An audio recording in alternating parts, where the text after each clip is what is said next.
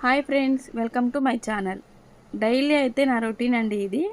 First లేవడం పాలైతే పెట్టి కాఫీ కలుపుకుంటాం.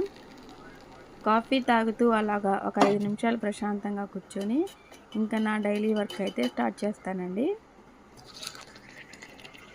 బియ్యం కడిగి పెట్టి 10 నిమిషాల తర్వాత నానబెట్టిన తర్వాత వాళ్ళైతే పొయ్యి మీద పెట్టేస్తాను. సో పిల్లలు లేవడం అయితే వాళ్ళకి గ్లాసు హాట్ వాటర్ అయితే ఇస్తానండి. అది తర్వాత అయితే రాగి జావ పెట్టేసుకున్నాను పొయ్యి మీద బ్రేక్ఫాస్ట్కి.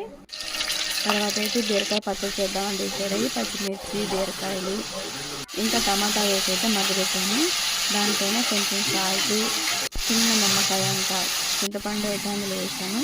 వీటన్నింటినీ కలిపి మిక్సీలో వేసానండి. పచ్చిమిర్చి, జీలకర్ర, ఎల్లుల్లిపాయలు ఇది కూడా బాగా దగ్గరికి అయిన తర్వాత ఇవన్నిటిని కలిపి మిక్సీలో అయితే వేసుకున్నాను.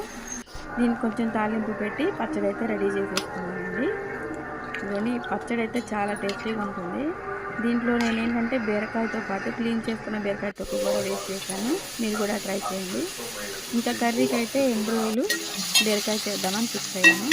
ఇదిగోండి ఎండ్రోలు కడిగి పెట్టేసుకొని చక్కగా ఫ్రై చేసి పక్కన పెట్టేసుకున్నాను. ఇవైతే సపరేట్గా మా పిల్లలు చాలా ఇష్టంగా తింటారు. తర్వాత కొంచెం నూనె పోసుకొని అదే కళాయిలో ఉప్పు, ఉల్లిపాయ, పచ్చిమిర్చి, పసుపు, ఉప్పు అన్నీ అయితే వేసేసుకున్నాను. ఇదంతా బాగా దగ్గరగా మగ్గనివ్వాలి.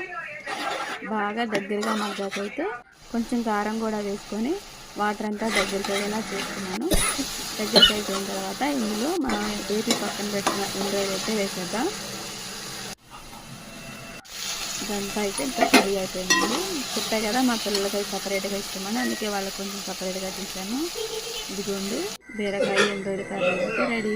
ఇదంతా క్లీన్ చేసుకొని అంట్లు కడిగేసుకొని ఈ రాగి జావత అయితే నా ఇంటి పైన ఈ పూటకి ఫినిష్ చేసుకున్నాను. థ్యాంక్స్ అండి.